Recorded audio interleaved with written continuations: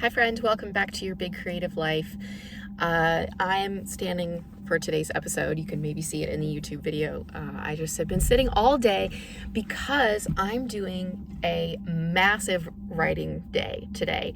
My goal is to write 5,000 words, and I've actually gotten to like almost 6,000 words because I've been repurposing some stuff.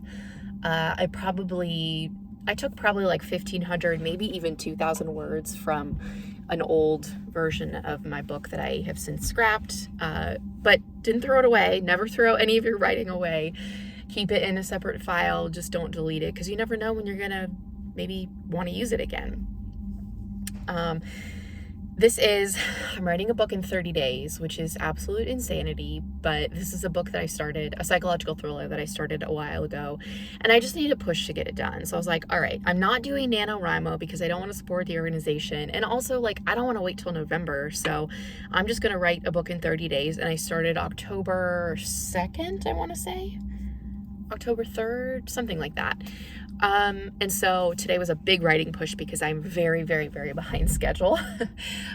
So I think with the new total of all the words that I wrote today, I think I'm at like the 15,000 word mark, which is exciting. I'm aiming for 70,000 words for this first draft, maybe 65, somewhere in there. I tend to write kind of bare bones on my rough draft, and then I need to go in and add more description, add more interiority for the characters, add more thrillery-ness, more suspense. So I know I'll have an opportunity to do that, and that'll bump up the word count. So I'm fine if my first draft is like 65 to 70. So 15K is not bad, but yeah, I really got to keep the momentum going and keep going. So, but anyways, I've been sitting all day because of that, and I'm like, I just need to stand. I need to yeah. I'm doing a workout class later before I pick up Audrey from daycare. And after I record the podcast, I'm going to record 2 podcast episodes today, and then I think I'm going to do another writing push after, but we'll see. We'll see. I'm going to do a podcast episode talking about, like, once the 30 days are done, and fingers crossed, I've hopefully completed a first draft, I'll do a podcast episode talking about the experience and what I learned and the strategies and the tips so that if you want to do something similar, you can. Maybe that would be helpful. So, yeah. But in today's episode, we're going to dive into common myths that we just have to debunk. These are things that I believe to be true and like gospel before I started writing, and even at the beginning of when I did start writing. It was just like, oh, this is just how it is when you write a book. These are facts, but they're not. They're myths, and we gotta just cut this shit out. We gotta debunk these. So I have, I think, 4 or 5 that we're going to go through. Not comprehensive. Again, no list that I do in this podcast is ever comprehensive. But these are the ones that I think are most common and honestly can be the most damaging for new writers. They were kind of damaging for me when I first started, and I think they can just, I don't know, trip people up in the process and make it harder than it needs to be to write a book. So let's get into it. Number 1, you can only write when you are feeling inspired. When the muse has come down upon you and bestowed upon you these wonderful ideas, and you're feeling lit up and in the flow, and like you've got all this creative energy and inspired to, no. That is wonderful and magical, and I am a fan of when that happens. Believe me, it's magical when I experience that. But 95% of the time, that's not how writing is for me, and it's not how writing is for most people, and that's fine. That's just how it is. Especially for people who don't write, or I think also just don't do anything creative, there can be this tendency to think of the creative process as mystical and magical, and there's an element of like spirituality to it, that you're just bestowed these brilliant ideas that the universe or the muse gives you, and you have to be good stewards of them, and you have to only like write or create when you are in this flow state. And so, and again, I think it's magical when that happens, but if you want to write a book, particularly if you want to write a book and you have some sort of date when you want to have it done by, you're gonna have to sit down and write on days when you're not really feeling it. It's gonna happen.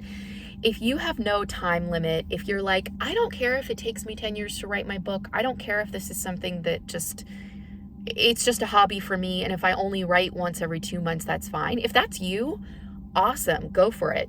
I'm cheering you on, and that's amazing, and there's nothing wrong with that. But for most of us, we want to publish the book. We want to move on to the next phase after the book is written. And doing those things requires some discipline. It requires completing your work in progress or writing your book when you sometimes just don't feel like it. I'll just talk about my experience with this. The hardest part for me about writing is the mental back and forth before I actually sit down to write. Writing, like actually typing words out onto the page, creating the story, that's not actually the hard part. The difficult part for me is everything that comes before I put my ass in the chair to write. And from my experience working with writers, I feel like that a lot of people would say that that's true as well. Not everyone, but a lot of people. And so my mind will come up with all of these reasons about why I can't write, why I shouldn't write, why I need to wait until I'm feeling better and more inspired and whatever.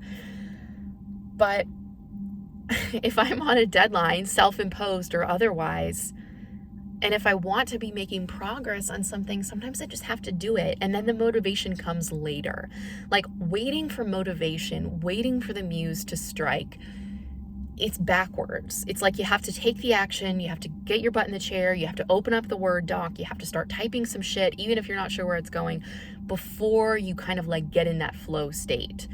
That's just how it works. So don't wait for the muse. Don't be precious about it. And, again, unless you are fine with that and just only ever want to write when you're feeling inspired, that's one approach. But for most of us, that's just not going to work. It's not going to cut it. Number 2, in order to write a book, you have to quit your day job and you have to make this the number 1 priority and like do nothing else with your free time.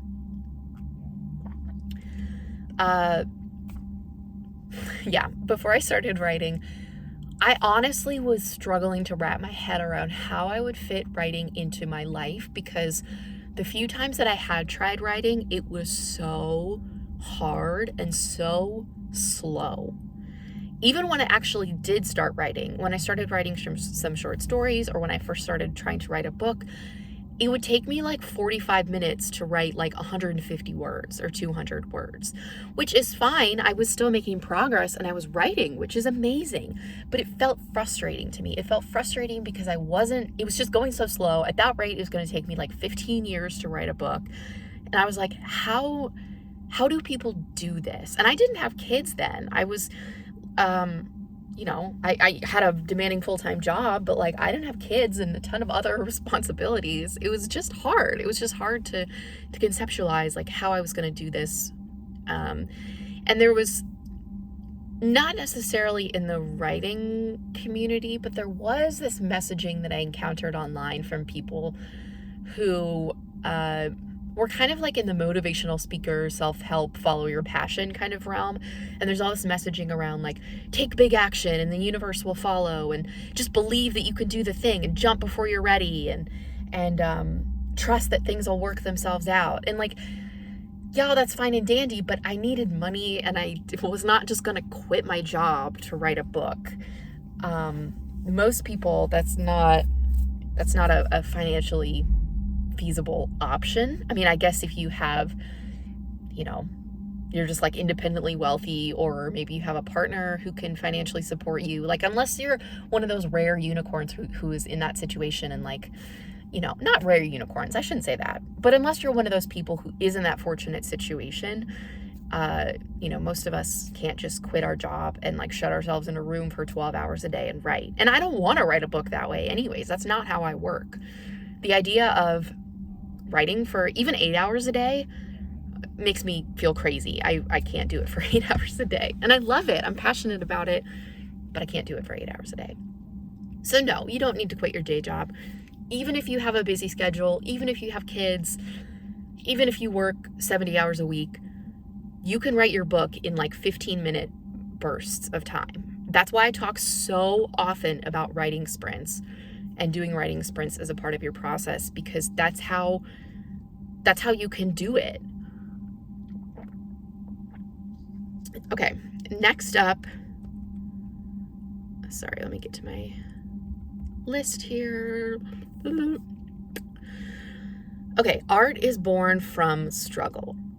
We've talked on this podcast before about the struggling artist concept in our culture, in society, how there's the tortured writer who's like battling their inner demons, and why that's so damaging. I mean, look, that's one way to be a writer, absolutely, but it's not a requirement for writing. In my own instance, me personally, not speaking for everyone here, but I was only able to really start writing and taking it seriously when I got sober and my depression got better. Like, my mental health was in a good spot. And that's not to say, I always want to be careful when I say that, because I don't want to imply that like you have to heal and get over all your trauma and be perfectly healthy before you start writing, because that's not it at all. But for me, I was not able to write when I was that tortured, struggling person. It just wasn't, I just couldn't do it. So I didn't have the courage to do it. I didn't have the time, or it's not that I didn't have the time, but I just wasn't ready to make it a priority, and I was scared. So if anything, I think that like me creating, I'm able to do it when I'm in a healthy place. That's my experience. So you can buy into that tortured writer, struggling artist kind of thing if you want. It's fine. It's there for a reason. But suffering and struggle and being tortured by inner demons is not a requirement to create good art, to write a book or a short story or whatever it is that you're creating. It's just not a requirement, and we need to let go of that stereotype. I think I have an episode actually of the podcast about that and why it's so damaging, so you can check that out if you want like a deeper dive into that concept. Okay, last one I have on my list here is to write what you know. Okay, this is one that is a little bit grayer for me, because I understand what people mean and why this myth exists, but this is not a requirement in any way, shape, or form.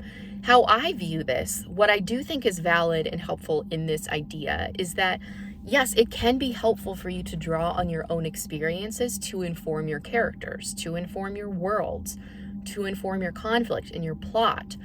I have infused something of myself into everything that I've written. Not that I'm copying my life and pasting it into a fictional format, but there are little pieces of things that I've experienced personally in everything, because it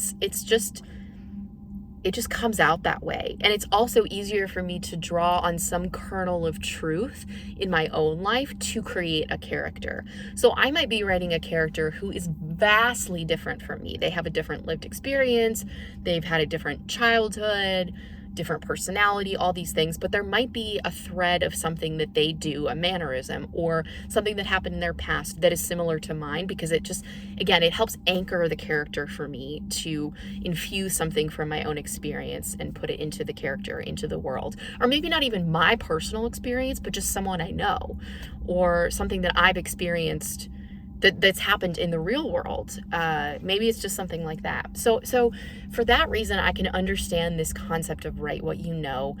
And it's also like, if that's the story that you want to tell, is something inspired by your life or inspired by a struggle that you went through, then yes, absolutely. You can write what you know. The story's going to be richer because of it, all of that. However, this shouldn't be a limiting thing, in the sense that you can only write what you know. You can only write topics that you're familiar with. You can only write characters that you're familiar with, worlds that you're familiar with, settings that you've actually been to. that can feel restrictive. Now, I do want to put a little caveat in here about characters. Where I do think this gets a little bit more gray than everything I just mentioned is if you are writing a character who has an identity that's outside of your own. So like me, I'll use me as an example. If I'm writing a gay Black man or something, like I don't have experience as a gay Black man. I don't have experience as a gay person. I don't have experience as a Black person. I can't know what it's like to live that experience and have that identity. And it doesn't mean that I can't write a character like that, but I just have to be careful about, I don't want to be telling the story of this Black man who came to accept his gayness and like learn what it means to be a Black man. Like that's not a story that I want to be telling, that I should be telling. So in that case, you know, writing what you know, I don't know. Again, I think this is a bit of a more gray area, but I just know that for me, I do have diverse characters in my books because I think that's important and I want to reflect that, but I'm not writing a story from the point of view of a diverse character, and that's like the focus of who they are, is some piece of their identity, that they're diving into their lived experience as this kind of background, cultural, racial background, whatever it might be. Like I'm not the one to tell that story. So in that case, write what you know. I guess there's a little bit more truth in it for that like side of the coin, if we look at it that way. Yeah, that's how I feel about it. And look, we're talking about fiction here because I work with fiction writers. I don't work with like nonfiction or self-help or anything like that. Occasionally I'll work with a memoirist, just because memoir, some of the structural things are more similar to fiction, depending how you want to tell the story. So we're not even talking about write what you know in terms of like telling your own life story, because you can do that too, obviously. That's just kind of outside the scope of my expertise and the types of people that I work with, the types of content that I create. So I guess we're talking about it purely in a fictional capacity. So okay, those are the myths that I wanted to just talk about and kind of dispel because, sorry y'all, I'm still kind of getting over a cough. I was sick for like a week. Yeah, I just think some of these can be like harmful and damaging, particularly for me, the ones that like, oh, you have to wait for the muse to come give you inspiration, because if that were the case, I would still be working on that first book. Years later, I would still be writing it, both because I would be going so slowly because I hadn't learned strategies, but also because I would only be writing when I felt like it, which just doesn't happen for me very often. Maybe for some people, they wake up every single day of life just so motivated and inspired to write, and that's true for them. They have that consistency every single day, but I don't. And I don't think I'm less of a writer because of it. I don't think that I'm not passionate about writing because of it. It's just my own creative process. And I've learned that over a number of years of doing this, that's just my process. So don't feel like, I don't know, don't feel any like guilt or shame about that if you relate to that and you can recognize yourself in the way that I talk about my process. Okay, well, I'm going to record one more podcast episode and then I'm going to do... Let's see. I'm going to try for like another 1,000 words today. Yeah. I think I'm going to do that. So wish me luck. All right. Thank you for listening and I'll talk to you soon.